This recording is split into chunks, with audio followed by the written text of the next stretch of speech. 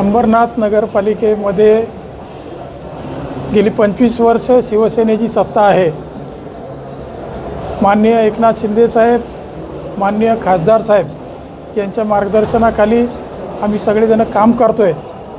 असं असताना स्वतः शिंदे साहेब आणि खासदार साहेब या शहरामध्ये जेवढे मोठे प्रोजेक्ट आहेत, शिवमंदिरपासून तर अगदी कल्याण बदलापूर रोडपर्यंत सगळी कामं त्यांनी मोठमोठी कामं आज हजारो कोटी रुपये या अंबरनाथ शहरामध्ये दिले।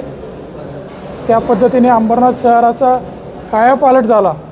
परंतु ज्या गल्लीबोळातली कामं आहेत, जे गोरगरिबांना लागणारी मदत आहे, जे छोटी कामं केली पाहिजेत, त्या कामाकडं कदाचित प्रशासनाचा दुर्लक्ष होते की काय, आणि अनेक तक्रारी त्या निमित्ताने नागरिकांच्या आम्हाला आल्या। आणि मग ते रस्ते, गल्लीमधल्या पायवाटा असतील, गटारी तुटलेल्या असतील, शौचालयांची अगदी बिकट दुरावस्था आहे।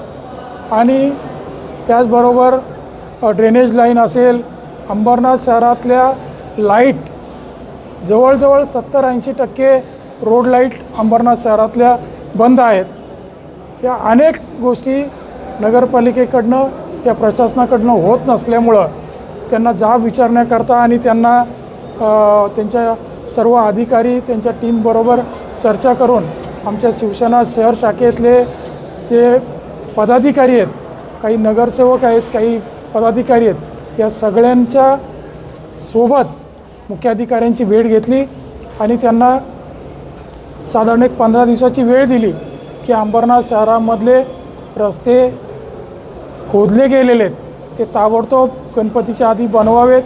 नगरपालिकेच्या माध्यमातून गणपती विसर्जनाच्या आधी सगळी डागडुजी व्यवस्थित व्हावी, लाईट लागाव्यात, गल्लीबोळामधल्या नागरिकांचे ड्रेनेजचे, गटारीचे जे अडचणी दूर व्हाव्यात।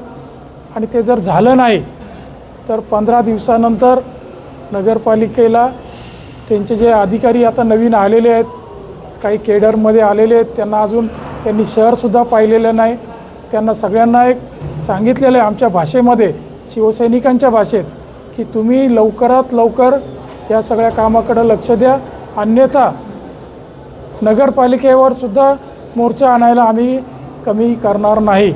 आणि मग तो मोर्चा तुम्हाला एवढा भारी पडेल की तुम्हाला इथे काम करणंसुद्धा अवघड होईल। अशा पद्धतीमध्ये आम्ही सर्वजणांनी सगळ्या कामाची माहिती